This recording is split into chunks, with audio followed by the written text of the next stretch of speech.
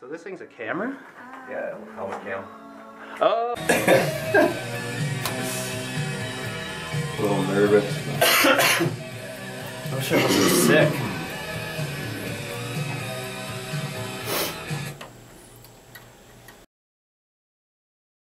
Biggest variety, 102.3 Juice FM. Good morning, I am Derek McDonaugh, and it's a special day here in Grand Forks. It is game one tonight in Beaver Valley as the Border Bruins. They are going to be facing the Nitehawks in round one of the KIJHL playoffs. And I'm blessed to be with some Chad, Brady, and Shayne. They are in the studio today. Guys, thank you very much for coming on in this morning and talking with me. Thank you. So we want to drive attendance definitely to the Jack on Monday and Tuesday. It's well documented, the 20-year drought of the Grand Forks Border Bruins. Not the best playoff history, but in the last 2 years, that's 2 years in a row, which I think the town has been pretty excited about that. What do you think you guys have done in the last 2 years? What has this team been able to do to kind of push this into the playoffs now? These guys have been fighting who's going to talk all day, but that's all right. Come on. You know, I think we've just come together as a team, good coaching, hard work ethic, you know, everything that it takes to do to win. You know, I think we've all come together over the past 2 years with the town support as well. You know, it's really helped us out, having big crowds, loud crowds. You know, it's really exciting to play in front of. So you guys got Beaver Valley, almost 30 points ahead of you guys, but really I think they were ahead of everybody this season in the KI. What are you going to do? What have you done well in the season that you need to bring to these playoffs in order to be ready for Beaver Valley? Yes, they're definitely a good team, and we just got to play our best hockey against them so we can, because we know they're really good. So. Do you guys worry about the scoring a little bit? I mean, you were one of the top scorers this year, you and Dylan Haney. But ahead of you guys was Trey Mason. He led in goals and assists. What is it with the three of you guys? Why is the scoring so high between the three of you? You know, I think we're all pretty good hockey players. We all see the ice well, and it's working out well for all of us this year. Now, Coach Emery, has he only been 2 years here, or was he before me? Yeah, this is his first 2 years. Last year was his first. Okay, so he came into town and he's kind of put you guys back in the playoffs as well. What has Emery, as a coach, kind of done for you guys? You know, he's been here for us. He's changed the team, the face of the team here, and it's just been great. Now you're the captain, Grambo. Now, what is it? What are these guys? Do they give you trouble at all? What's it like to be the captain of the Grand Forks Border Bruins? No, they're a great group of guys. We work every day. Now, maybe some questions. Who's the class clown? Probably Trey Mason.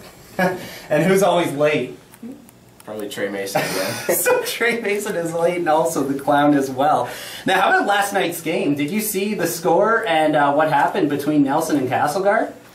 Yeah, I saw it went into like the fourth overtime, and it was kind of interesting because we've always struggled against Castlegar, and seeing that we've beat Nelson quite a few times, it was kind of interesting to see that kind of what changes in the playoffs and what comes. What is it like from a player perspective going into 4 overtimes? Like, even when I've watched NHL games, I don't think I've seen more than 3. Like, how many overtimes does a player mentally prepare themselves for?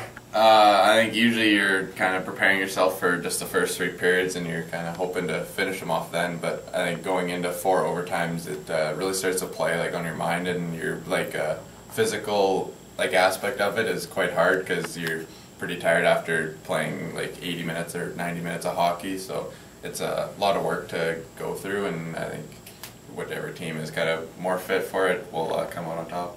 Definitely.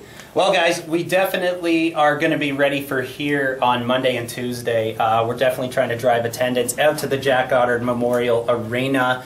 If you don't got a ticket, if you don't got plans, Monday and Tuesday are when it starts. You got to let me know. Are you ready for Beaver Valley? Are you ready for Game 1? And what do you think tonight's expectations are? In the playoffs, whatever team shows up is kind of the team that usually will win when the pucks drop. But, you know, we've played BV tight all year. We've won 2, tied 1, and lost an OT once. And, you know, I think as a group, we all believe we can win. And that's what it takes in the playoffs, is some hot goaltending, some luck, and just going out there and leaving everything on the ice. Are you allowed to say who's starting in net tonight? I don't know who's starting the net, so I can't say. Gotcha. All right, guys. Well, thank you, Chad, Brady, Shayne, for coming in. Very much appreciated. I've spent the last year in Grand Forks. It's been awesome. When I found out they actually had a local hockey team, I was glad. I'm like, all right, so I got something to do on the weekends because there isn't much club life in town. But it's been awesome to watch you guys play. And even though I'm moving to Castlegar, I will not be cheering for the Rebels. Even if I move to other Ontario towns, you know what? I'll always be a Bruins guy because you guys are my first KI team. And honestly appreciate all the hard work you guys do for this town. Thank you. All right, thanks for coming in, guys. This is Ed Sheeran, Thinking Out Loud, Grand Forks and the Boundaries, biggest variety, 102.3, Juice FM. Awesome. Yeah, that was great, guys. Whatever. I say this.